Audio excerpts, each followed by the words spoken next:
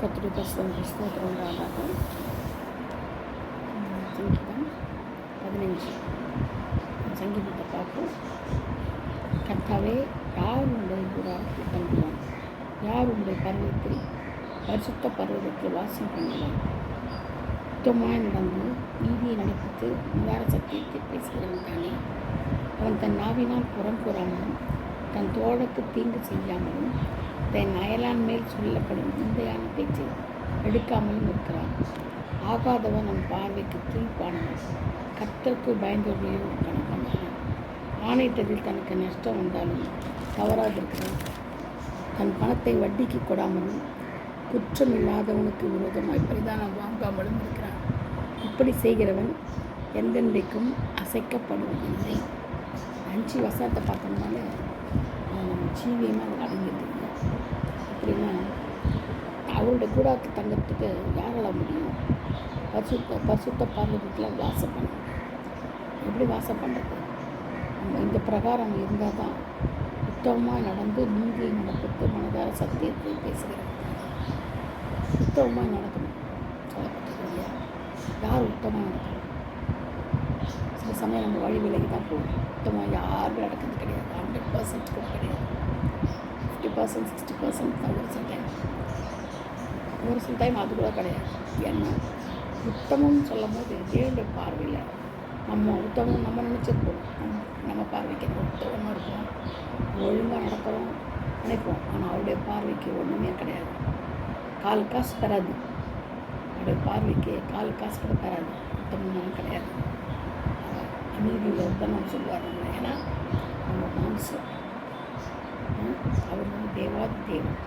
அவர் பார்க்கறது 100% சொத்து தான் பார்ப்பார், உத்தமத்தை பார்ப்பார். நம்மளுக்கு வந்து ஒரு 4 நிமிஷமாக செஞ்சுட்டு ஒரு பிச்சைக்காரன் சோறு போடுறது ஏதாவது பண்ணிட்டோம்னா நம்ம நினைக்கிறோம் அதுதான் என்னது உத்தமம் நினைக்கிறோம். உத்தமம் நினைக்கிறோம், உத்தமம் பார்த்துக்கணும், உத்தமமாக இருக்கணும், நம்ம ரொம்ப நல்லவங்க அப்படி நம்ம நினச்சிக்கிறோம். அப்படி கிடையாது. நீதி நடப்பித்து நீதி நடக்கணும். நீதி புறம்பாக தான் நடக்கணும்.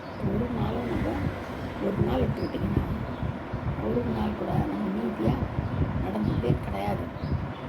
நீதிக்கு அப்பாற்பட்டு தான் நடக்கணும்.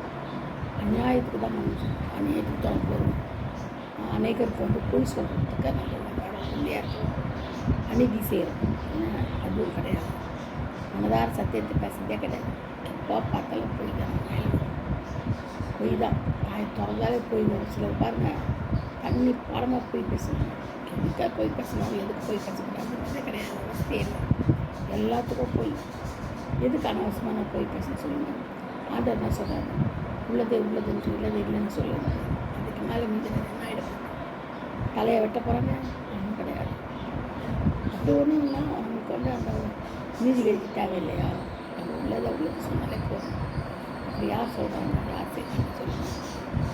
பொய் தான் பேசணும். எது கட்டாலும் போய் பயம் வந்துச்சுன்னா போய் சொல்லுவாங்க. நம்ம சொல்லி தப்பாக இருக்கிறோம். அதுக்கு மறைக்கிறதுக்கு ஒரு பொய். அப்புறம் அந்த பொய்லேருந்து இன்னொரு பொய். அப்படியே பொய் மேலே பொய் மேலே பொய் மேலே பொய் பேசி பேசி பேசி அதே ரெகுலர் ஆகிடும், பழக்கமாகிடும். அதை தவிர அவங்க வாயில் மெய்யே வராது. சுட்டு பொருளை சத்தியத்தை பேசவே மாட்டாங்க. சத்தியத்துக்கு புறம்பாக தான் பேசுவாங்க. ஏன்னா பழகி போச்சு. அது நம்ம எப்படி நம்ம சாப்பிட்றோம், தண்ணி குடிக்கிறோம், டாய்லெட் போகிறோம், நம்ம டெய்லி நம்ம செய்யணும். அந்த மாதிரி அந்த பொய்யும் அதே ரொட்டீன் ஆகிடும். அது மாதிரி ஆச்சா. நம்ம என்ன செய்கிறோம்? நாவினால் புறம் கூறாமல் சொல்லப்பட்டோம். கூறாமல் இருக்கோமா? நாவினால் புறம் போடுறோம். நான் கூட எத்தனை சொல்லியிருக்கேன். புறம் கூறுதல்னா என்னன்னா மற்றவங்களை பற்றி இல்லாததும் பொல்லாததும் சொல்கிறது ஒரு பக்கம், இருக்கிறதையும் சொல்கிறது ஒரு பக்கம். புறம் கூறணும். நம்ம வந்து புறம் கூறுறோம் அவங்களை பற்றி. அவங்க இப்படி பண்ணுறாங்க, அவங்க இப்படி பண்ணுறாங்க. அது உண்மை. சில பேர் உண்மையாக கூட இருக்கலாம், தப்பு இல்லை. அவங்க செய்யறது நம்ம சொல்கிறோம். அது பேரும் புறம் கூறுதல் தான். இல்லாது பொல்லாது சொன்னாலும் புறம் கூறுதல் தான். அவங்க செய்யறத சொன்னாலும் புறம் கூறுதல் தான். புறம் கூறுதலுக்கு பிராண ஸ்நேகிதனையும் செய்யணும். பிரிச்சுட்டு வேதம் சொல்லுது. அந்த சொல்கிறாரு பிராண ஸ்நேகிதனையும் பிரிச்சிடுமா. இருக்கிறபடி சொன்னாலே பிரிச்சுடுமா. பார்த்துக்கணும். அப்போ பாருங்கள் எவ்வளோ நம்ம ஜாக்கிரதையாக நடக்கணும். தோழனுக்கு தீங்கு செய்யாமல் இருக்கணுமா? ஃப்ரெண்ட்ஸ் நம்ம காட்டி கொடுக்குறோம். அவன் கெஞ்சுவான், சொல்லாதப்பா எங்கள் அம்மா அப்பா கிட்ட, சொல்லாதடி சொல்லுவான். ஆனால் நம்ம என்ன செய்வோம், அவங்க அம்மா அப்பா கிட்ட ஓடி போய் முதல்ல சொல்லுவோம், அப்படி செஞ்சா இங்கே போகிறான், இங்கே வரான், அவங்ககிட்ட பேசுகிறான், இவங்கிட்ட பேசுகிறான், சரியான சாவகாசம் இல்லை. அதெல்லாம் நம்ம என்ன செய்யணும், போய் அவங்க பேரண்ட்ஸ்கிட்ட எடுத்து வைக்கணும், இல்லை ஃப்ரெண்ட்ஸ்கிட்ட எடுத்து வைக்கணும். எப்படியோ அவங்க நம்ம என்ன சொல்லணும், தோழனுக்கு தீங்கு செய்யணும், அதை செய்யக்கூடாது. தோழன் உயிர் கொடுப்பான் தோழன்னு ஒரு பழமொழி. ஆண்டவரே நம்மளை பார்த்து சிநேகிதனேன்னு சொன்னார்ல, மோசையை பார்த்து சிநேகிதனே சொல்கிறார். யோபு கூட சொல்கிறார். அவங்கெல்லாம் என்ன சிநேகிதனேன்னு சொல்ல தேவையில்லை, அவங்க உண்மையாக நடந்தாங்க. அப்போ உண்மையாக ஆண்டவர் நடக்கிறவங்க எல்லாமே சிநேகிதன் தான். என்னை பொறுத்தவரையும் நான் நடந்தேன்னா சிநேகிதன் தான், அந்த மாதிரி தான். அப்போது அதுதான் தோழன்னு சொல்கிறது. தோழனுக்கு நம்ம செய்யணும், தீங்கு நினைக்கவே கூடாது. அது மாதிரி கிட்ட பேச்சு, நிந்தையான பேச்சு, அவமானப்படுத்த பேச்சு, அவங்களுக்கு காசு இருக்காது, அவங்கள அவமானம் சக்காரம்னா காரன் சக்காரம் இப்படிலாம் பேசுறது. இருக்கிறதுல செத்து போய் தொலைப்போ, எப்போ சாவு சொல்லு, எனக்கு நிம்மதி, அந்த மாதிரி பேசுறது. நிந்தையான பேச்சு, அவமானத்தின் பேச்சு, இதெல்லாம் என்ன செய்யக்கூடாது, பேசவே கூடாது. அயனான் மேலே என்ன செய்யக்கூடாது, நிந்தையான பேச்சு பேசக்கூடாது. ஆகாதவன் என்றான் பாவனுக்கு தீர்ப்பானவன், கெட்டவன் தீர்ப்பானவன். கர்த்தருக்கு பயந்தவர்களையோ கனம் பண்ணுறான். கர்த்தருக்கு பயந்தவங்க செய்யணும், கனம் பண்ணுறதுனா ஆணையத்தில் தனக்கு நஷ்டம் வந்தாலும் தவறாக இருக்கும். யாருங்க இதெல்லாம்? யார்? ஆண்டோட கூடாரத்தில் பரிசுத்த பருவத்தில் வாசம் பண்ணுறவங்க தான் என்ன செய்ய முடியும். கர்த்தருக்கு பயந்து கனம் பண்ணுறது, ஆணையத்தில் தனக்கு நஷ்டம் வந்தாலும் தவறாக இருக்குது, தவறவே மாட்டான். ஒரு தடவை சொல்லிட்டா, ப்ராமிஸ் பண்ணிவிட்டு ஆண்டோட்ட என்ன செய்வோம், அதை நிறைவேற்றுவோம். உடன்படிக்கை ஆண்டோட பண்ண அதை நிறைவேற்றுவோம். அதை விட்டுட்டேன் எப்போயோ பண்ணேன், நான் கொடுக்குறேன்னு சொன்னேன், ஆண்டவருக்கு காணிக்க இல்லையே, இப்போ இருக்கும்போது செலவாகி போச்சு. அவங்களுக்கு ஏதோ ட்ரெஸ் இல்லை சொன்ன ஏழைங்களுக்கு கொடுக்கல, பின்ன இப்போ அதனால் என்ன ஆகிடும். அப்படி கிடையாது. ஆணையிட்டதில் என்ன தனக்கு நஷ்டம் வந்தாலுமே செய்யறது தவறாது இருக்கணும். அதுதான் அங்கே ஆண்டோட பிள்ளைங்களுக்கு அதுதான் முக்கியம். ஆண்டோட்ட சத்தியமான பிறகு அதை மீறி நடக்கிறது வேஸ்ட்டு. அந்த மாதிரி இருக்கக்கூடாது. அதனால தான் சொல்லப்பட்டிருக்குது, இல்லைங்க, எனக்கு நஷ்டம் வந்தாலும் தவறாது இருக்கிறான். அதனால் அவனுக்கு எவ்வளோ பேர் நஷ்டம் வரும். அதனால் அப்போ கூட அவனை செய்யணும், தவறாமல் இருக்கிறான். அது மட்டும் இல்லாமல் தன் பணத்தை வட்டிக்கு கொள்ளாமலும். யார் வட்டி கொடுக்குறீங்க பணம்? சிலர் கேட்பாங்க, அவசரமாக ஒரு 1000 ரூபா கொடுங்க. 1000 ரூபாயா? இல்லையே என்கிட்ட. சரி வட்டியாவது எடுத்துன்னு கொடுங்க, எனக்கெல்லாம் வாங்கியாவது கொடுங்க வட்டிக்கு. சரி பார்க்குறேன், நான் அவங்ககிட்ட கேட்டு பார்க்குறேன். வட்டிக்கு தந்தா 10 பைசா வச்ச பரவாயில்லையா? ஐயோ கொஞ்சம் கம்மியாக கொடுங்க.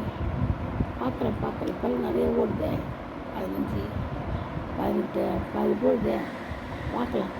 10 ரூபாய்க்கே கிடைக்குது, எனக்கு தெரியாது, பார்க்குறேன். நீங்கள் நாளைக்கு வாங்க, கேட்டு வைக்கிறேன். சொல்கிறோமா இல்லையா? சொல்கிறோம் கட்டாயம் சொல்கிறோம். ஏன்னா நம்ம மனசாட்சிக்கு தெரியும், நம்ம சொல்கிறோமா இல்லையா, பணத்தை வட்டிக்கு கொடுக்குறோம். வேதம் சொல்லுது பணத்தை வட்டிக்கு கூடாதுன்றது. வட்டிக்கு கொடுக்கக்கூடாதுன்னு சட்டம். வேதத்தின் மீது ஒரு சட்டம் ஒன்று சொல்கிறார், கூடாது, கொடுக்காத, கொடுக்காத, வட்டிக்கு வாங்காத அப்படின்னு சொல்கிறார். அப்புறம் வேலை செய்கிறோம், வட்டிக்கு கொடுக்குறோம். எவ்வளோ பைசா இருந்தாலும் வட்டிக்கு நம்ம கொடுத்தோம், ஏமாத்துறோம். அவங்க கொடுத்தோம்னா கொடுக்கலாம், கட்சி 10 ரூபா தானே கட்டாயமா அது நடந்து இருக்குது. ஆண்டவர் ஆனாலும் அதை என்ன செய்கிறாரு, ஆண்டத்தை கேட்கும்போது மன்னிக்கிறாரு. பா நான் வட்டி கொடுத்தது உண்டுப்பா, சொல்லப்பட்டபடி நான் தீங்கி வச்சது உண்டுப்பா, உண்மையான பேச்சு பேசுறது உண்டு, குற்றத்தெல்லாம் மன்னிங்கப்பா, நான் போய் பேசினேன், உத்தமாக நடக்கலை, நீதி நடக்கல, மனதார சத்தியத்தை பேசலப்பா, நாவினால் புறம் கூறினேன், தோழத்தில் தீங்கு செய்து நடக்கா அப்பா, உண்மையான பேச்சு பேசினேன், அதனால் என்ன செய்யுங்க, மன்னிங்கன்னு சொல்லிட்டு சரி ஆண்டுகிட்ட கேட்கணும், மன்னிப்பு கேட்கணும். ஆண்டவர் என்ன செய்கிறாரு, இறங்கி நம்மளுடைய பாவத்தை, நம்மளுடைய காரியங்கள் எல்லாத்தையும் கடலின் ஆழத்தில் போடுவாங்க, பாவத்தை மறைச்சிடுவார். அப்பேற்பட்ட தேவன் பாருங்க, நம்மளால் முடியுமா மன்னிக்கிறதுக்கு? பணத்தை வட்டி கொடாமலும் குற்றமில்லாதவனுக்கு விரோதமாக பரிதானம் வாங்காமலும். அவன் குற்றமே செஞ்சுருக்க மாட்டான், ஆனால் அவங்ககிட்ட என்ன செய்வார்? போயிட்டு கொடு, லஞ்சம் கொடு, லஞ்சம் கொடுக்குறியா, லஞ்சம் கொடுத்தினா செய்கிறேன், இல்லைன்னா போயிட்டு தேரு, நிற்காத. அவன் குற்றமே செஞ்சுருக்க மாட்டான், அவன் லஞ்சம் கேட்பாங்க அவங்ககிட்ட, லஞ்சத்தை கொடுங்க.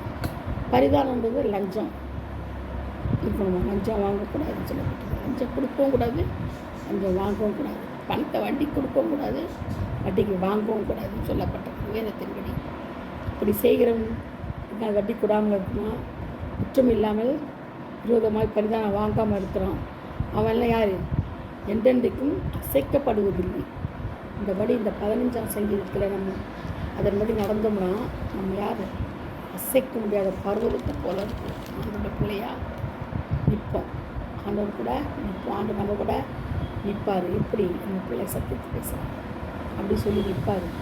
அதுதாங்க விஷயம். அதுதான் ஆண்டோடைய வசனத்தின்படி நம்ம கை கொண்டோம்னா ஆண்டவர் நம்மளை அசைக்க முடியாத பர்வதம் போல் வச்சுருப்பார், மலையை போல் வச்சுருப்பார். இவ்வளோ பெரிய தேவன், நம்மளுடைய தேவன் நம்மளை விரும்புவார், பரலோக ராஜ்யத்துக்கு தயார்படுத்துவார், நம்மளை உடம்பிட்டு கூப்பிட்டு கொள்வார், நம்மளை நம்ம மேலே ஆசையாக இருப்பார், கேட்டதெல்லாம் கிடைக்கும், நம்மளை ஆசீர்வதிப்பார், ஆவியின் கண்கள் நமக்கு திறப்பார். கர்த்தர் தாமே இந்த வார்த்தைகளை ஆசீர்வதிப்பாராக. Amen. Praise the lord. Thank you.